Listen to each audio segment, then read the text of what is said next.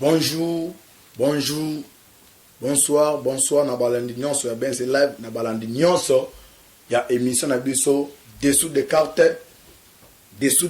kutanaka to kundolaga oyo et makate lelo toza le 13 mars 2020 et belé bozali partout dans le monde tout le monde boza belé na niveau ya Asie mbote na bino boza ebele na niveau ya Amérique mbote na bino boza ebele na niveau Europe mbote na bino boza ebele na niveau ya Océanie mbote na bino boza ebele na kati ya Afrique mbote na bino nzambe apambola bino sans oublier la République démocratique du Congo ndenge toyokana bino na avec votre humble serviteur Moïse Maoka Antibal na dessous des cartes to bomba kate nyonso oyo batami na se ya mai to bimisaka tokosala décryptage ya masolo ya politique to so la netoloba awa tête à tête Tshisekedi Kabila na cité pardon na Seli na maison présidentielle à Seli lelo netoloba awa déjà toza 16h 17h 18h Tshisekedi na Kabila baza kokutana akoyamba Kabila ndako ne asele pour naba débattre ba sujet d'actualité. Boyebi que lundi le 16 mars ezali rentrée parlementaire. Boyebi ndenge tension ezali il y a quelques points, il y a 6 points énumérés oyo Tshisekedi oyo azali mokonzi mboka na ancien président de la République Joseph Kabila bakokutana lelo na sele pour naba débattre boyebi disparition ba général Tshisekedi est-ce que azana ambition bezana posa bezana esprit bezana makanisa ko dissoudre l'Assemblée nationale tout bas sujet tabou nyonso lelo tête à tête très attendu peut-être lobby mais l'on n'a pas quoi surtout ba fruit d'information to kosola bino Tshisekedi Kabila tête à tête na sele eza lelo deuxième point trop développer lelo ezali échauffourée à niveau ya permanence et limité 10e mairie tout le monde lelo ba combattant ya IDPS ba tumbaki ba pine bokoye bani ne s'est passé lelo na niveau ya 11e mairie limité oyo pe opesa ki mbwambo aboyi bokoye ba qu'est-ce qui va se passer lelo to sur la makameta les relations entre les États-Unis na RDC bandikan pourquoi ba américain ba tira Congo te na niveau entourage à chef d'État ni les a ko se passer lelo eza ande comment quoi sur l'appel direct pour nous informer bino à partir ya Canada vous allez former vous histoire mon pendant belé bazana boza ba mikolo vous chance à bon télé autour débattre awa aza déjà en direct au bien calamité to passer à sona bino boyoka to cha audio boyoka na miko alobinini et puis le tout dernier point ezali ba liba kombo oyo Kabila na 2020 baza ko livrer dans ces pays ba propre ba entourage naï 17 non oyo zo pousser ces pays à arrêter Kabila bokoye ba masolo ndenge zali ni ne s'est passé qu'est-ce qui va se passer toko débattre nango lelo sur le permet de toko débattre avant d'abord to contre na premier pour échauffoyer à limiter on a rectifié muké bozi fou d'information de que non ils ont un document aussi qui est na réseaux sociaux que non Caméré a convoqué ba journaliste pour na pour des presse ça mancita OIA pour na mandater ça fake news ça document le kuta awana dessous de quatre par le solo ce qui a mayalo ya malamu za toloba ou ma beza fake news ça faux document ou ce qui est na réseaux sociaux sans plus tarder to continue premier point ba échauffourée ou ezo sali autour salima des avant midi na permanence ya 11e mairie ya IDPS ni ne s'est passé kuna bokoye balelo aw depuis c'est no mettre faut que non numéro ça na sewana bozana besoin ba suggestion ba question bo tuna ba question bo benga wana eza numéro à WhatsApp bo benga toza besoin ba soutien na bino oza besoin boya na soutien sur le plan il y a prière bo prier surtout sur le plan physique financier tout bo benga numéro wana sans oublier la pesi moto na cameraman o eza cameraman nyota maman nyota le mtaza si ma caméra passe Serge Moura ou a filmé film Jésus aza un peu malade mais malade eza qu'on aura visité malade eza normal ya fièvre démon wana à cause de biso pas yo tala raso biso yango bon vous allez informer la pesi mbote bon sans plus tarder to continue premier point oyo ya échauffourée ya lelo na 11e mairie limité. IDPS akendaki congrès aponi mwana mboka Félix Antoine Tshisekedi comme chef de l'État. Pardon, aponi comme président du parti. Bakema Ponami, IDPS a gagné l'élection. Alors, selon Consomme Mboka interdit que na mutu moko oza ko assumer ba poste d'investissement aux asous na niveau parti. Yango mwana mboka Félix Antoine Tshisekedi Tshilombo a nomaki président Jama Kabund au babengi un mandat spécial au azo jouer intérim au ya nomaki.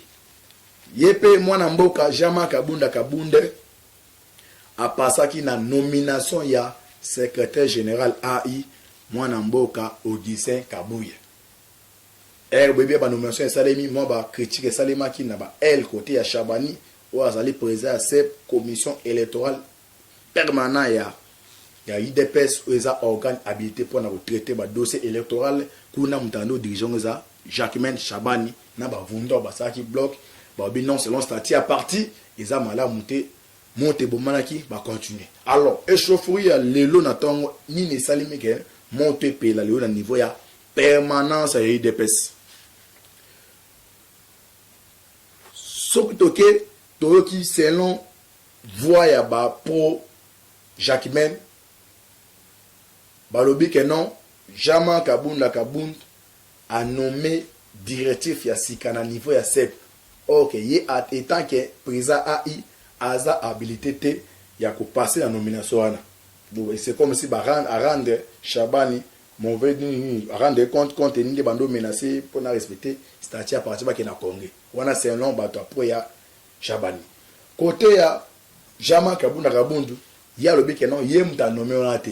Eza ba membre ya CEP ba moko déjà bande ko avertir na monsieur le président ou azay président bango Jacquemain Chabani ou azay président CEP que non atika ba déclaration na niveau ya ba média ce qu'on va continuer ba ko se réunir pour na ba désavouer pour na ba destituer.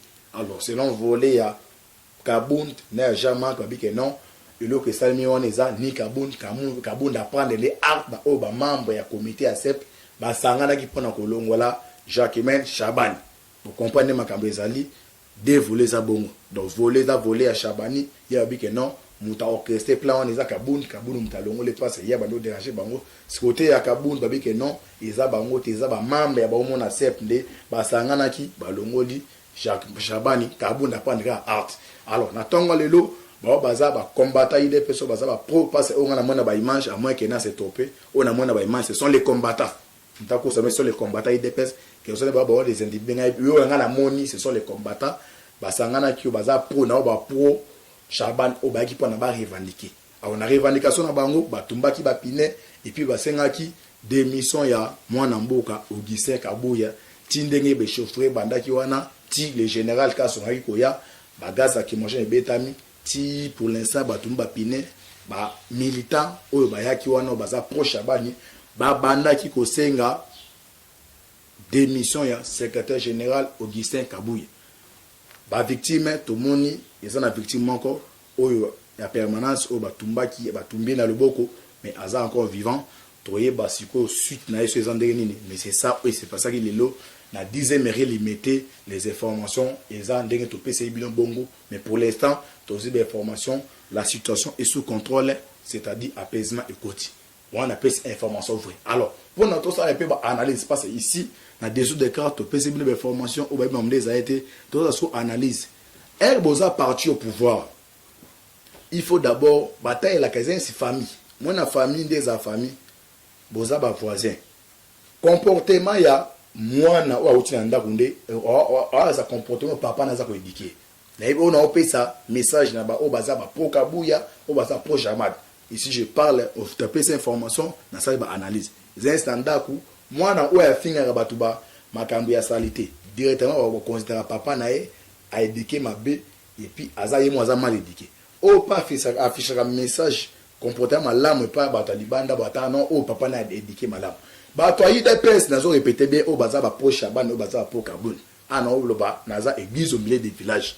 Bon, bah, que mon compte en boka, azali chef de l'état aza na badiversaire eza banani bato ya cash oyo ya kamere boyokande azobake no ye na 2023 ya kozala candidat aza na badiversaire nani FCC oyo basali coalition aza na badiversaire nini Lamuka. Alors badiversaire wana sur le plan international bayebi ke aza na avantage koleka bango. Alors comportement ya parti au pouvoir au bino bamba parce que tribu ya Tshisekedi esika moto ne bini ils ont des IDPS et oza ko afficher ba art moya vandalisme art ya tout le temps ko se tirailler to yebi ke IDPS parti oza ya masse parti de démocratie mais boy ba ke immense sur le plan national na sur le plan international ezo bimisa malamu te ba ko mona ni Kabuya ba mona ni Kabuya ni Kabulu ni Jacques Chabani ba ko mona directement que non Tshisekedi ta to confio to pesio to za preto collaborer non mais ta la parti na yo oza incapable ba to baza incapable de rechercher tout le temps be chauffer parce que ba pesa la moto boye ba bien pesa moto ni pas macadam et bien bisa macadam ndeko so moni moto pesa macadam et bien bisa macadam et obesa macadam lobby ba tuna ni Tshisekedi ni Kabila ni Kamere ba directement que non macadam et baby mutaza chef d'état ni Tshisekedi donc faut ba que non e bo faut bo misara be monso la bino. Donc, ils mangent beaucoup s'afficher, tant qu'ils ont répété, sur les plans national, sur les plans international, ils ont déséquilibré chef de l'État, parce que c'est vraiment la clément que non. Pardon, chef, pardon.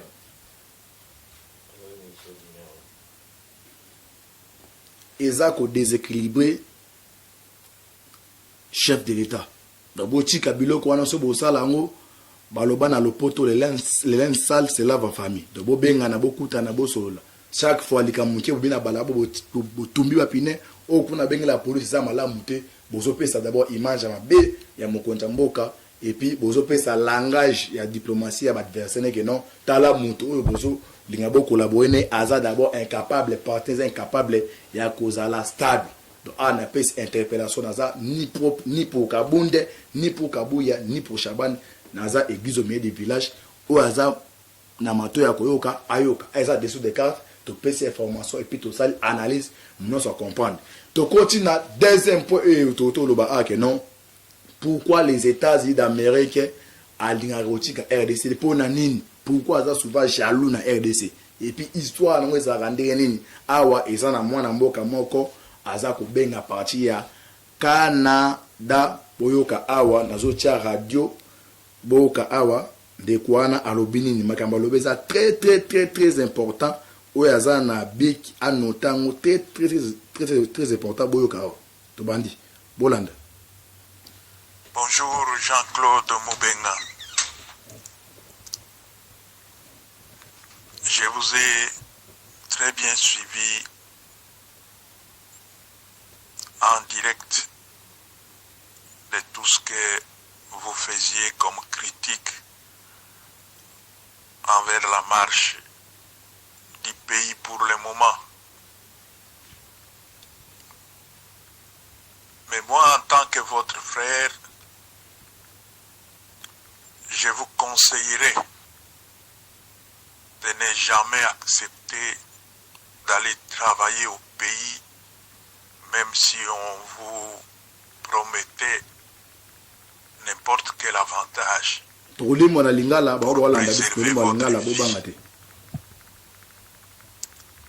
Si on vous demandait de travailler là où vous êtes pour le Congo, par le gouvernement congolais ou la présidence de la République, vous pourriez accepter de continuer à travailler là aux États-Unis pour l'intérêt du Congo. Mais n'acceptez jamais de mettre vos pieds au Congo pour aller travailler dans l'entourage, soit du gouvernement, soit du président de la République.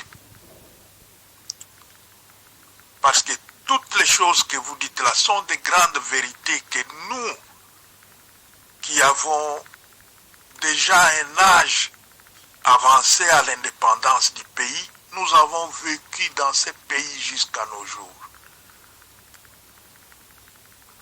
Alors, ce sont les mêmes situations qui ont conduit Kasavubu à aller mourir dans le Bas-Congo, qui ont conduit Mobutu à aller mourir au Maroc, qui ont conduit Mosé Laurent à cet assassinat et qui ont conduit Joseph Kabila actuellement à la touche. Ce sont les mêmes situations. Et pour que notre pays avance, nous devrions nécessairement avoir des gens qui connaissent l'évolution du pays des 60 à nos jours, à côté des autorités du pays. Parce qu'un auteur français, Renard, a dit que tous les siècles d'une nation sont comme les feuillets d'un même livre. Seuls sont les hommes de progrès, ceux qui ont pris pour point de départ un respect approfondi du passé. Nous référant à cette situation-là, nous ne pouvons pas oublier le passé. Le Congo doit même avoir un bureau d'études à côté, un bureau de stratégie qui étudie et cherche à comprendre quelles erreurs est-ce que Kasavubu avait commis pour être remplacé par Mobutu. Et quelles erreurs Mobutu avait commis pour être remplacé par Mosé Laurent. Et quelles erreurs Joseph Kabila aussi vient de commettre pour être remplacé par Félix Tshisekedi. Si nous avons un bureau de stratégie qui étudie tout cela, c'est alors que le Congo pourra progresser. Voilà les conseils que je peux vous donner, mon cher frère, parce que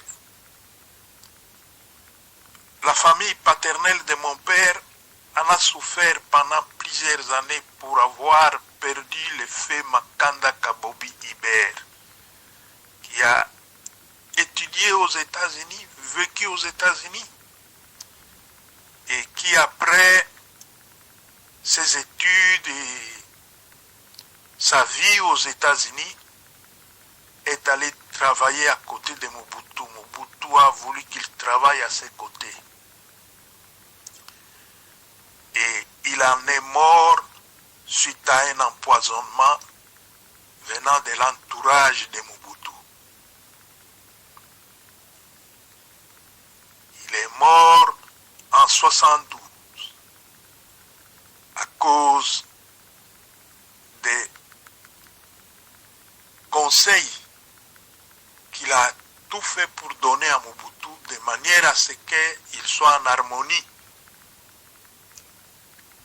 avec les Américains tout en respectant le processus du développement du Congo. Mais ce type avait été empoisonné et éliminé. Et c'est comme maintenant vous venez de voir que Gilbert Mundela Bolanda Bandeko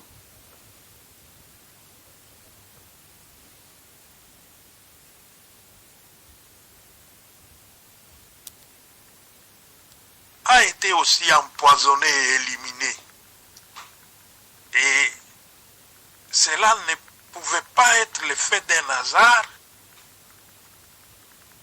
Cela est provenu juste du fait que ce type voulait à tout prix mettre le président sur les rails qui le conduiraient tout droit aux bonnes relations avec les Américains et au développement du Congo. Alors, mon cher frère, moi, en lisant certains commentaires, je vois qu'il y a des gens qui pensent que vous voulez aller travailler au Congo et j'ai préféré commencer par vous déconseiller de ne jamais accepter cela parce que il est aussi fort possible qu'on vous appelle pour aller travailler au Congo parce que le président n'a pas de bons collaborateurs. Et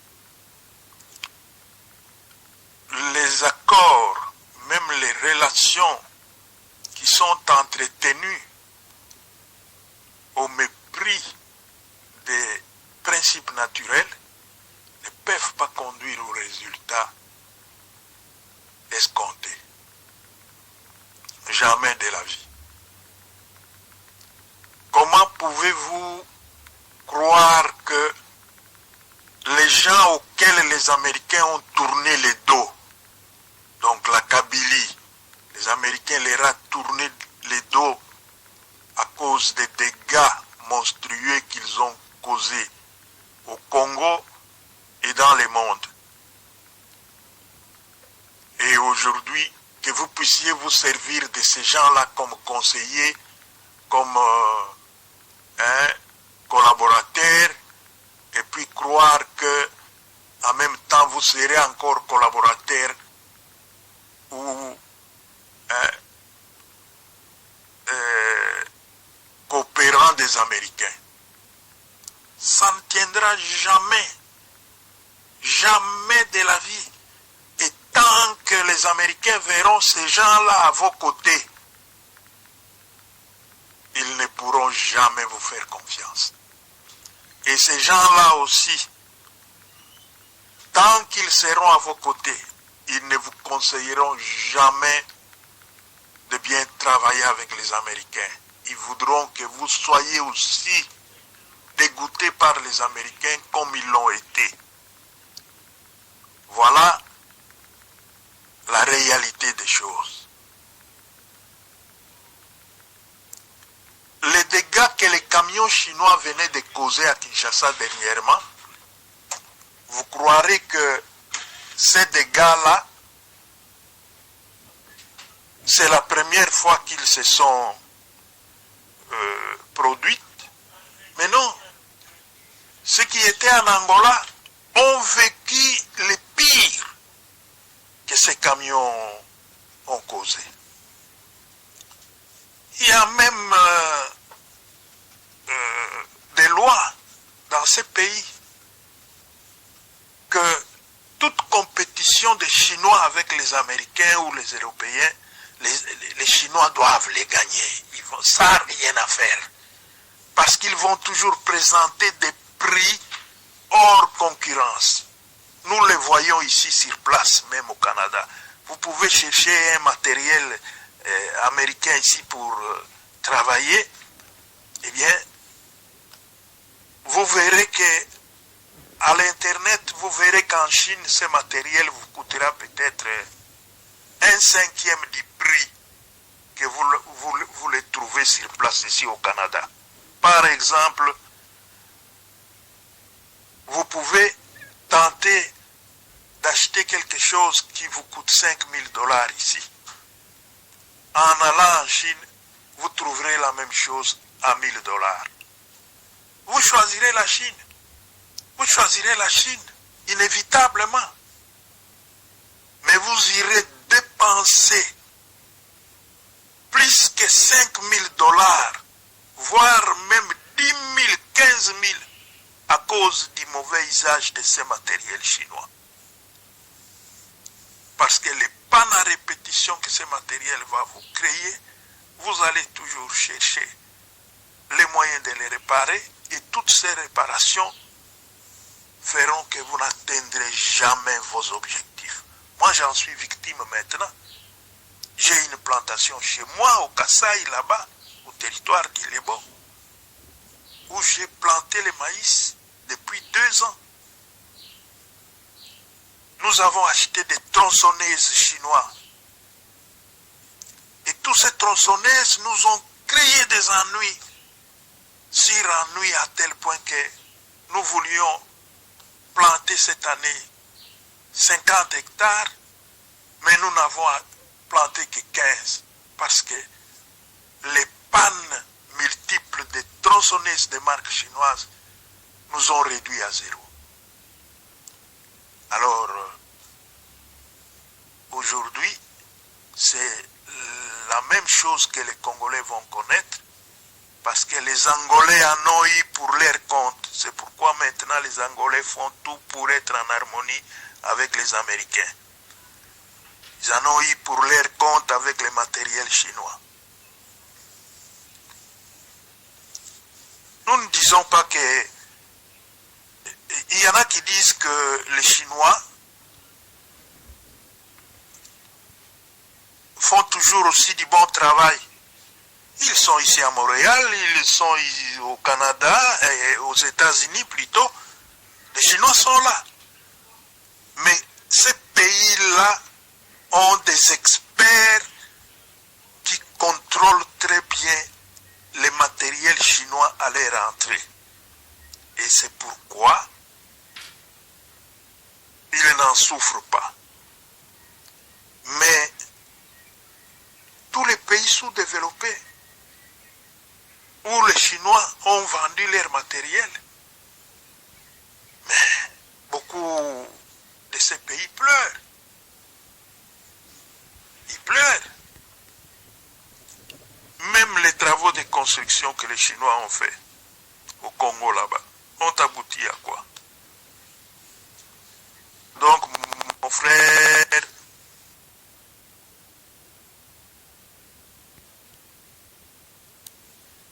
ok, la première partie, eh bien, moi je vous conseille de continuer à parler, continuer à conseiller à partir des États-Unis là-bas. Si on vous écoute, Dieu merci. Si on ne vous écoute pas, il faut vous contenter de la vie que vous menez là aux États-Unis. Parce que si vous allez au Congo avec cette manière de conseiller que vous avez et avec ce désir qui brûle dans votre cœur de voir les Congolais, voir le Congo se développer, vous vivrez aussi les sorts de Makanda Iber comme les sorts de Mandela, et ça ne sera pas bien. Parce que moi j'ai parlé dernièrement que dans un même poulailler, on ne peut pas avoir des coqs. Nous l'avons dit. Nous sommes là, nous sommes sûrs. Moi c'est depuis 2012 que je sais que c'est Félix qui doit être le président de la République. J'en ai parlé aux amis ici à Montréal et même d'autres aux États-Unis avec assurance. Nous sommes pour Félix. Nous tenons à ce qu'il réussisse son mandat. Mais il ne pourra pas le réussir avec l'entourage qu'il a maintenant. Cet entourage-là est nuisible pour le progrès du Congo. Et peut-être il y a encore une lueur d'espoir du côté Mukuna.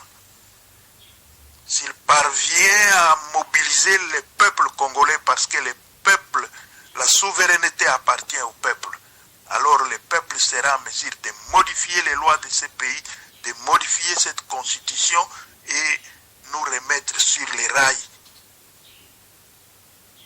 Alors en ce moment-là, nous pourrions bien avancer. Mais tant que nous chercherons des solutions en dehors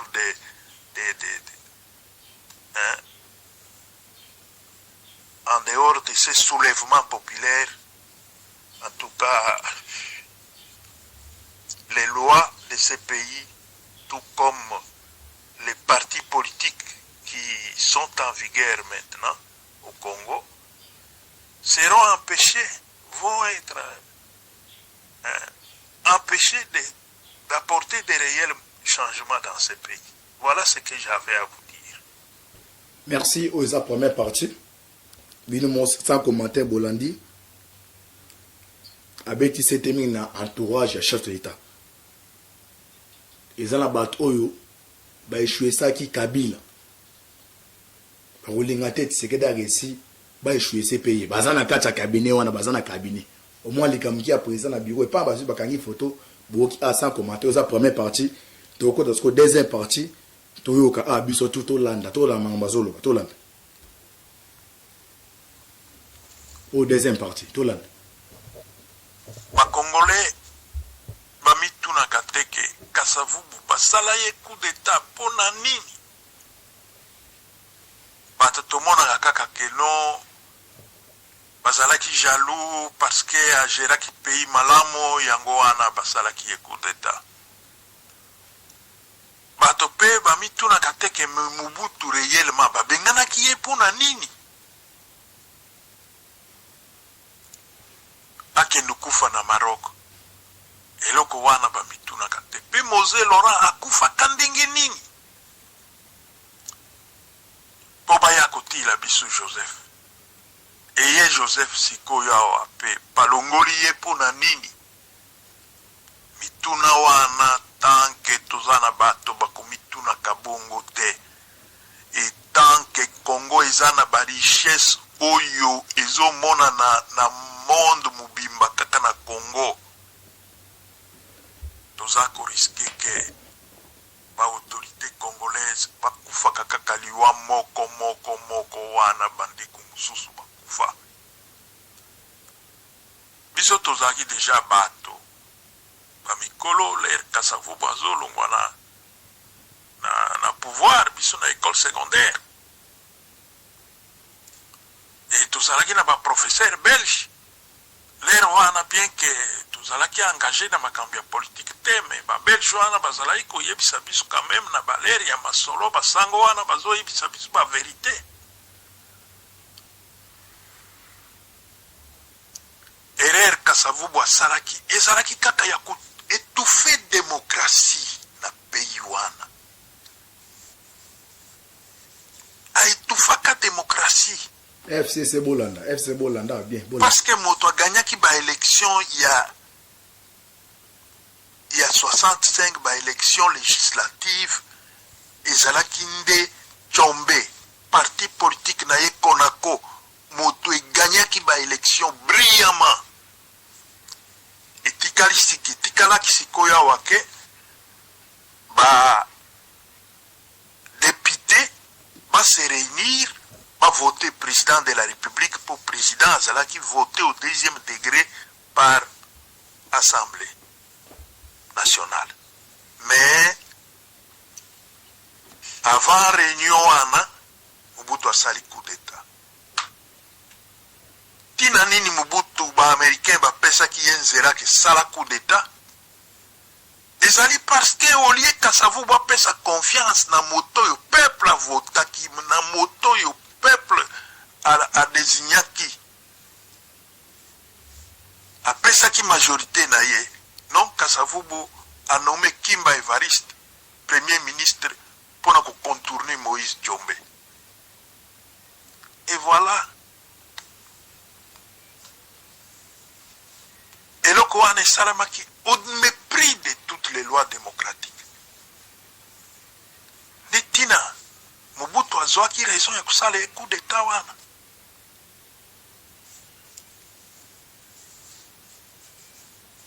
ye Mobutu pe bai kolongola ye na pouvoir pourquoi eza ba américain nde bato bayebisaki Mobutu kamata pouvoir biso toza nsima na yo parce que bato bakomona lokola no Mobutu azalaki pe moto pe bon allez akamati pouvoir et puis après ba américain ba iko soutenir ye non azalaki l'homme préparé par les américains l'air Mobutu Lumumba azolinga kunommé commandant il y a forces armées parce que l'air tozwaki indépendance l'air tozwaki indépendance armée tikalaki lisusu na maboko ya babelge bongo l'air Lumumba en tant que premier ministre azwaki ndingisa ya kotia ya kokamata armée et koma na maboko ya bakongolais en pleine réunion ya bato ya MLC Lumumba Kasongo le premier président ya Sénat congolais l'air bazako sala réunion ba négociation na bango pona partage ya ba poste Lumumba azolinga alingi ke Mobutu akamata commandement ya armée Kasongo atelemaki alobi na mon président mwana oyo asi akomi moto ya sia azalaka moto ya sia soko pesi ye commandement ya armée biso nyonso awa tokufi ya koboma biso mwana oyo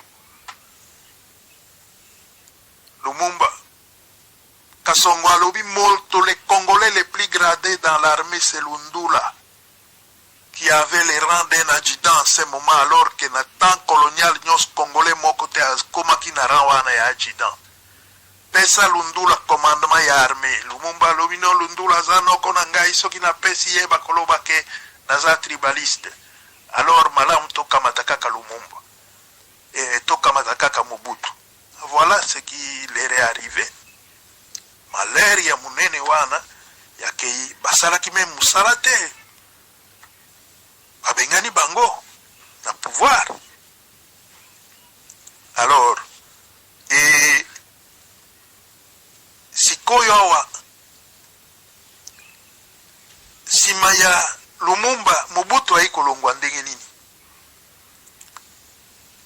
Mobutu l'air kaka ya perestroika esalemaki babomi miri ya Berlin Gorbachev na États-Unis na IRSS na États-Unis bakomi presque eloko moko bayebisaki Mobutu ke voilà ozalaki wana pona guerre froide po otia barrière na avancée ya communiste bakota na Congo te bazwa possession ya Congo te lukola sikoyo guerre froide esili démocratiser pays. Non, Mobutu alingaki te. Mobutu alingaki te. Jusqu'à ce que ba américain ba talisaki manduki boye ke monsieur bakotraîner corps na yo na balabala. Yango wana Mobutu ayai kosala discours na ye le 24 avril 1990. Et que comprenez mon émotion. Et puis avec ça, Batindila qui est envoyé pour Akoka Kondima quand même, pour travailler na Tshisekedi pour pas démocratiser le pays. Mais il n'avait pas voulu. Conséquence, Yangoana. Conséquence, Yangoana. Akende kukufa na Maroc. Et Mosé Laurent akufeli nini? Avant que Mosé Laurent prenne le pouvoir, Herman Cohen a télémaki na États-Unis. Alors je ne comprends pas pourquoi les Américains doivent faire confiance à une personne qui a déjà kidnappé les Américains dans sa vie. Bis tolandaki Herman Cohen, tolandaki.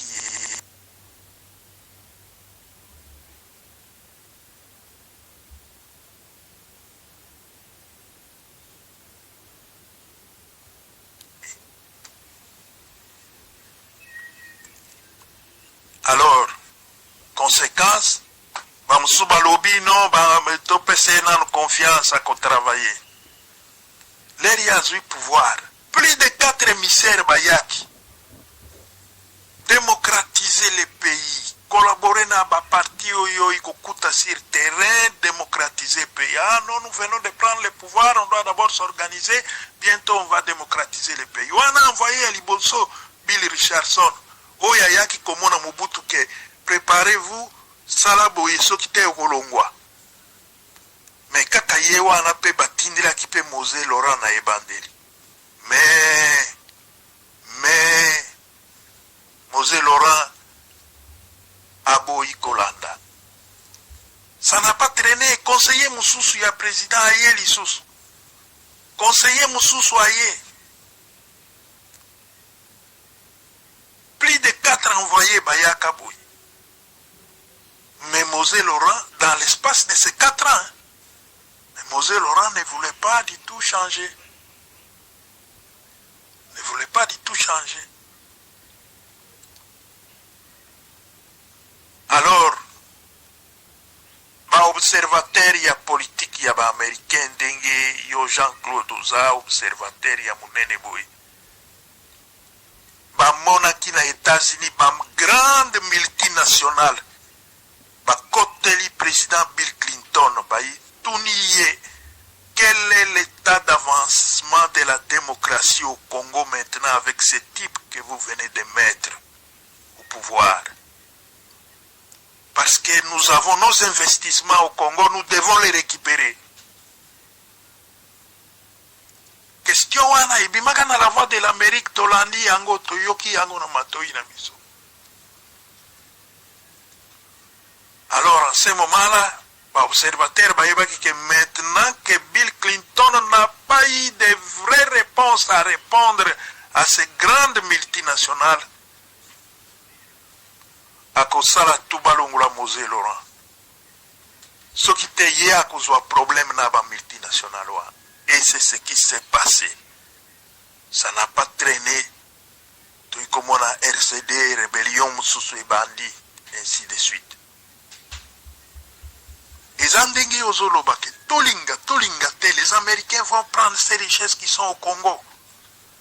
Mais au prix des souffrances des Congolais, jusqu'à ce que les Congolais finiront par comprendre que le Congo est commissaire États-Unis, première puissance du monde. Les Américains bakolinga teke moto mususu azwa Congo. Akoma pe premier na monde le kola bango. Bakolinga loko wanate. Bakoma ka premier pour na bombe atomique ya Hiroshima na Nagasaki. Iranium wana yutaki na Chinkolobo na Congo. Alors, yangonde komisa bango première puissance. Donc bakolinga teke moto mususu akende kokota en possession ya uranium wana. Non. Et encore sikoyo ba minéraux belé bakisami likolo. Non. Bakolinga te.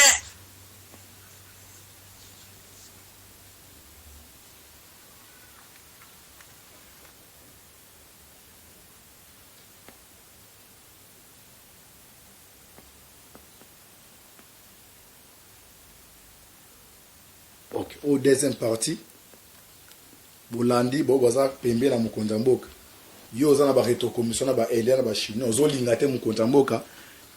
Yena États-Unis ba la même idéologie.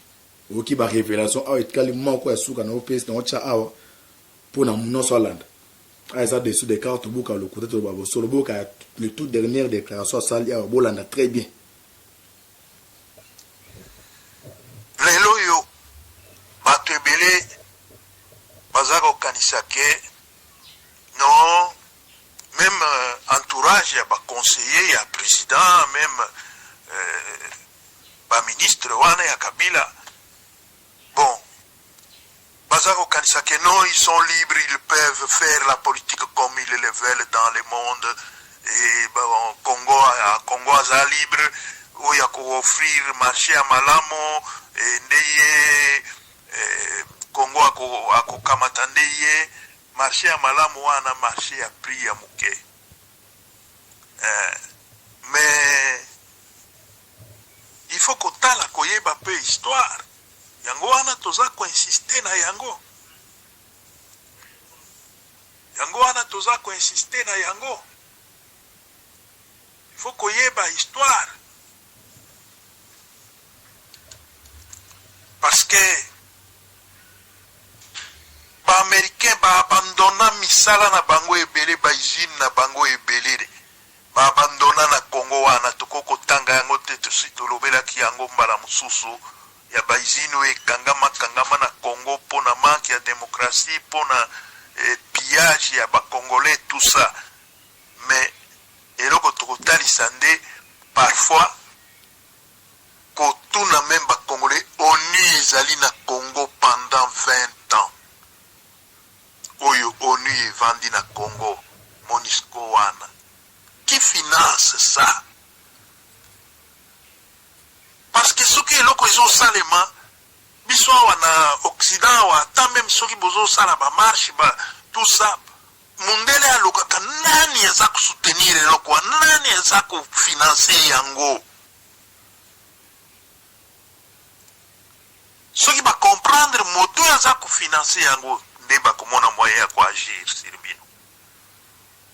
Bongo sikoyo awa mpona Congo pe ndenge moko oni wana bakongolais baza komona les Onisiens sont là, bazali wana bamususu oyo balongwa bamususu oyo bavanda. Mais qui finance la présence de ces gens-là? Pendant 20 ans oyo bakoyebisa bino ke budget ya ONU na Congo ezali presque à $1 milliard par an.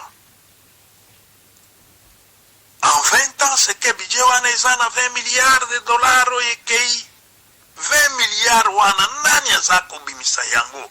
On vous dira c'est l'ONU, mais non. Ce n'est pas l'ONU en général. 70% ya mbongo wana eutaka na États-Unis d'Amérique. 30% de ba nation mususu wana bapesaka. 30% kaka. Mais 70% bango moko ba américain de bapesaka. Na ONU. Pour na Congo.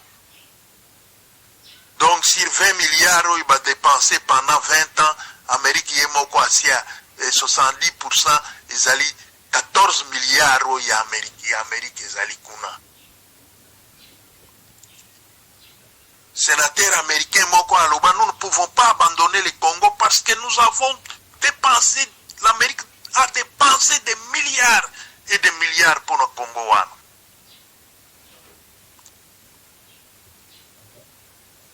Alors, yango wana, il faut koyeba makambo ya ndenge wana parce que soki oyebi yango te okobando sakana. Okokanisa ke ba américain bakotikela yo okende osala ba accord na yo na ba chinois na ba indien to ba russe okosala ba accord na yo bakotikela yo libre parce que sikoyo wa monde komi presque village moko. Ah mais non. Mais non. Suprématie américaine est à la surtout militaire et civile, et même dans le domaine de la télécommunication. Suprématie na bango est à la kande na ba domaine wana mibale. Bakoko lingate ke yotia bato bakoki ko décomposer même matériel na bango. Kokamata matériel wana même arme moko boye ba lokoti yango même avion moko boye ya bango Paris va décomposer yango ti finalement bazui secret ya kosala pe avion ya ndenge moko wana to ba chinois bazui pe secret ya kosala avion ya ndenge moko wana ba kosala yango na États-Unis te bakoloka yango ndena ba pays eza en bonne relation na ba américain. C'est pourquoi l'Amérique a lingakateke azala na ba relation à malamu na bato yo bazali un pied dedans un pied dehors. Alors pourquoi pour même motif wana ba congolais ba sengeli koza kosila kakaboy. Faut toyeba que tant que nous avons la plus belle femme, cette belle femme-là qui est le Congo ne peut être mariée que par l'homme le plus puissant du monde. Et l'homme le plus puissant du monde, wana, ezali des États-Unis d'Amérique. Et ceux qui ne connaissent pas la vérité, il faut qu'on y ait que c'est depuis 1800 que groupe ya ba chercheurs américains ba kende ki kosala ba recherche archéologique na Inde et bato wana bazalaki komona Jésus tous les jours.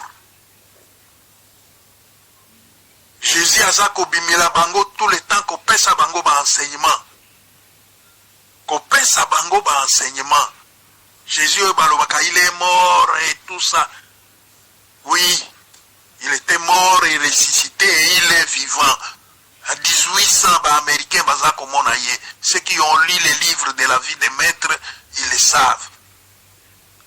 Et c'est là où Jésus même à l'Aksaka Bango, va mettre, va expliquer à Bango, beaucoup découvrir télévision, beaucoup découvrir Internet, tout ça. En ce moment, Biloko Wana Isala qui même pas dans un projet dans le monde. Et Binunde beaucoup c'est la première puissance du monde. Binunde beaucoup conduire le monde. Voilà première puissance ya ba-américain. Et où tikuna? Et où tikuna? Zanzambe nde motapesa bango.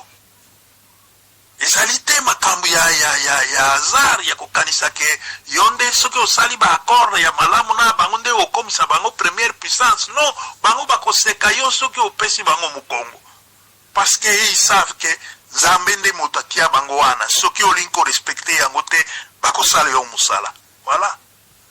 Donc mon frère, c'est le conseil Nako PCO. Continuez à travailler comme ça, comme vous travaillez.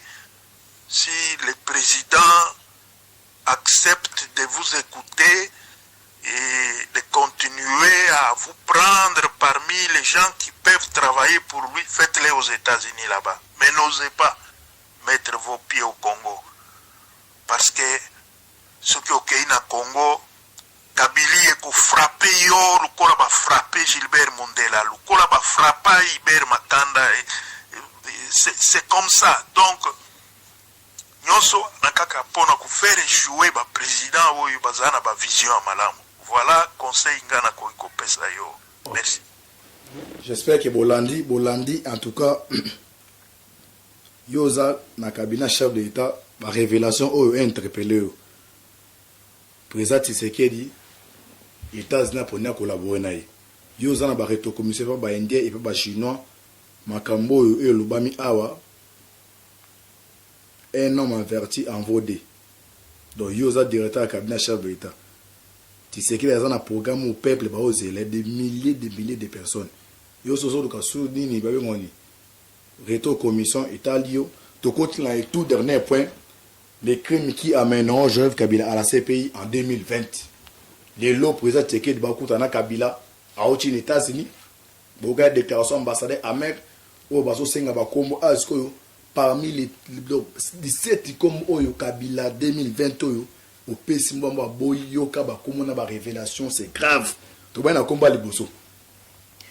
L'ambassadeur Augustin Katumba Mwaki bakosa bino que non asala crash na vieza lokuta Katumba Mwaki ba bomai na kiankachi ba bomaye bazuko ne batila kacha fo bako osala ba kabal basaki ono matata banza na kacha avion crash sa mioka révélation les lones na ba les lots Tshisekedi na Kabila bazokuta kuna na résidence ya président na c'est landa révélation l'ambassadeur Augustin Katumba Mwaki fut tué dans la ferme présidentielle de Kiankachi à 60 km du centre-ville de Kinshasa et puis amené en avion à Bukavu pour un crash d'avion bien préconcis pour masquer les crimes et brouiller la piste.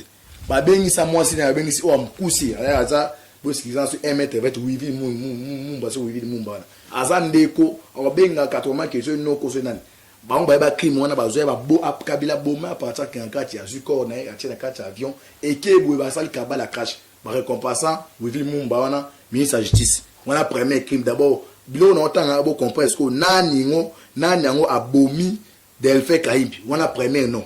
Deuxième comboto landa awa. Général Madoa.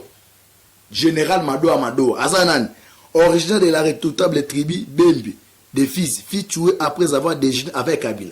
Juste parce que Joseph Kabila disait qu'il sentait en lui un esprit résistant. Bazo déjeuner Kabila bena GLM. Mutali atekaye o azasuko o avio na mama benani.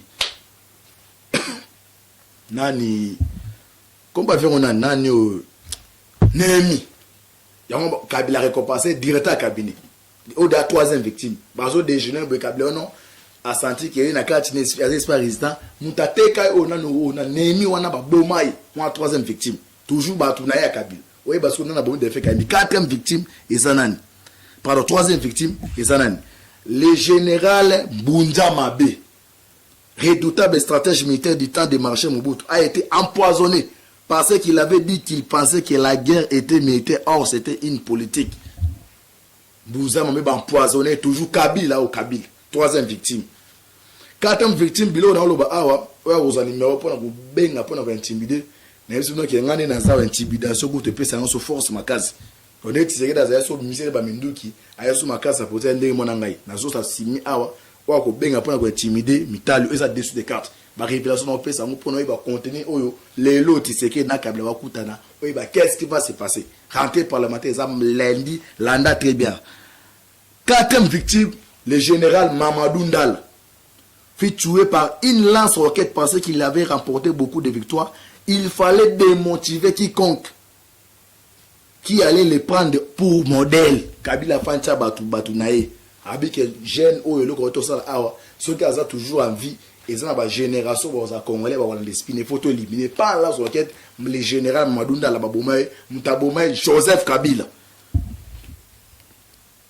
Tu es la cinquième victime, général Baouma, fut tué par empoisonnement à l'Est parce qu'il était un brave et courageux général patriote. Toujours Kabila, général Baouma, après la crise, Kabila, qui na Ouganda, poison, donc Rwandais, poison, général Baouma Koufa. Sixième moutou, le professeur Guillaume Samba Kaputu. Moutatangisa Kabila, verbe être autant présent dans le bureau. Le professeur Baoudini. Samba Kaputu, Yakoufande Ntolanda Awa. Conseil spécial en matière de sécurité de Joseph Kabila fut tué à sa résidence de GLM sur base des coups lui enseignés par Joseph Kabila. Lui-même jusqu'à enseigner parce qu'il avait découvert que Joseph Kabila communiquait secrètement avec Kigali à Kinyarwanda. Il est à côté d'un bureau, il y a un conseil spécial en matière de sécurité à Kabila. À côté d'un bureau à Kabila, Kouti Kabila, à Azo sur la Kinyarwanda, il y a un Rwandais.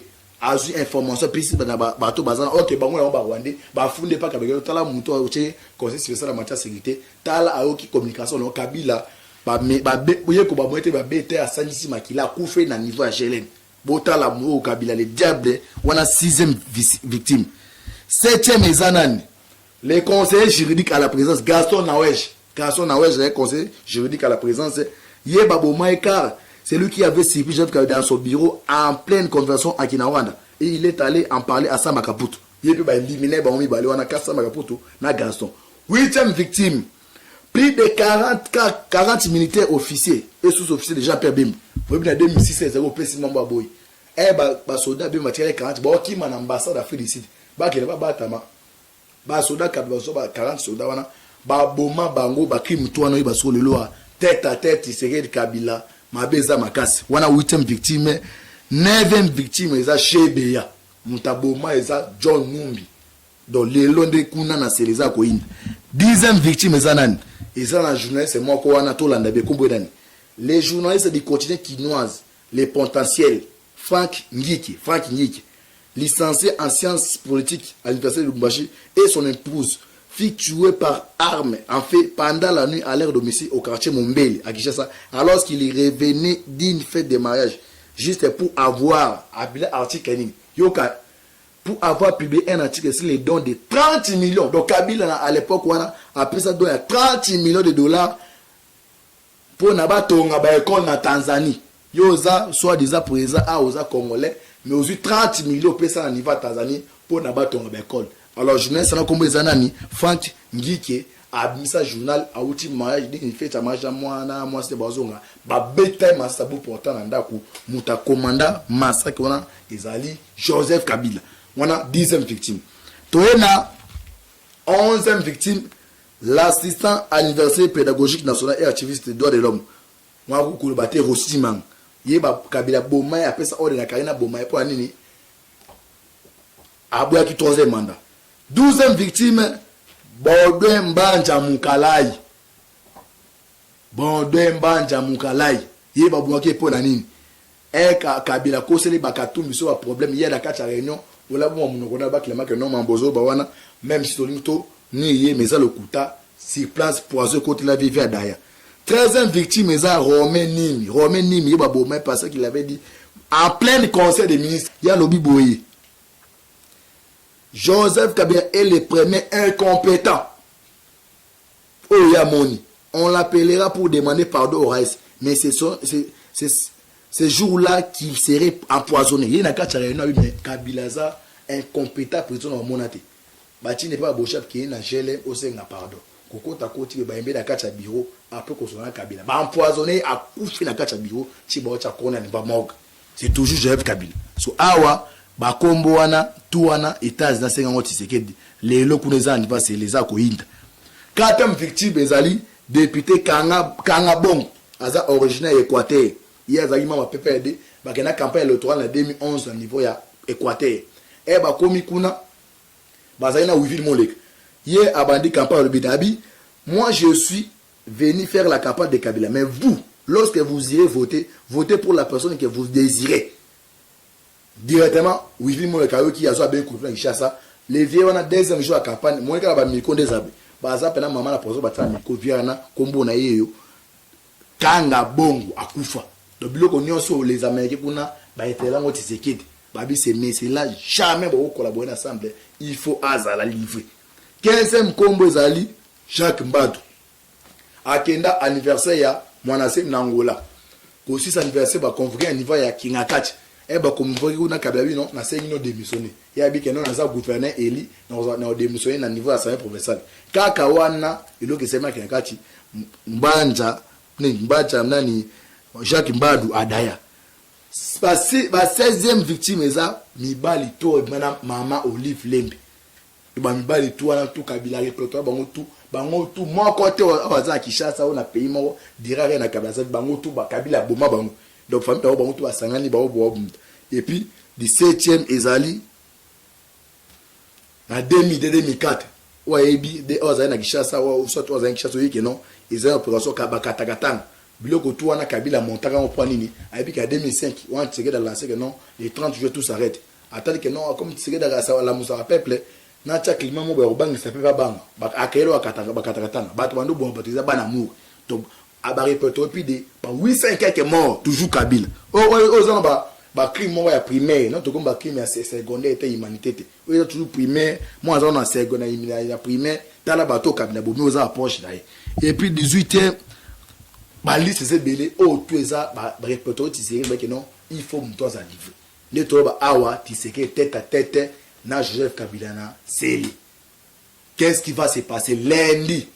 Ils ont rentré parlementaire. Ils ont dessous des cartes. Mamna Loben assassiné. Ouais, ko benga pona ko bangisa, benga ngai na oyambao. Na kimia na some, ils ont tiba to bangisa rate. Donc bozo tout na pona ko s'abonner na dessous des cartes. Au commis na carte YouTube ben c'est live. Donc on ben c'est là côté au s'abonner. Bon tu na lien chaque fois cette vidéo au bandomo na ngo portal donc lelo zaki mamoto de coaching no lelo ozu vidéo botinde ya batu to pesi makambetali ya autorité ya IDPS to pesi ya oya ndeko abenga niva libando ba relation États-Unis na RDC sandeni i copina ba massacre ba Léoné to ba awa tête à tête Kabila Tshisekedi ce qui nous va permettre la butu belo to kuta poto développer na pesu mote mingi na cameraman ezamba liboso a filmer nga nyota ya télévision te nyoma nyota merci na manager merci na Serge Moura il copie ngamo Antibal Moïse Maoka merci na balandi nyonso o bazobenga uzana selomba ou pas dessous des cartes là na même na Kinshasa uzana selomba bozana matete bozana niveau ya partout bo pesi mbote bozana besoin bozana partenaire biso financier numéro za bo benga toza disponible poto ya babino Jambi apambola bino à la prochaine bye mais avant d'acheter le non sinon toujours que non il faut te prier qu'on va virus au nom de Jésus. Na kacha RDC to lonyo na kombo na Yesu Kristo. Amen. Bye.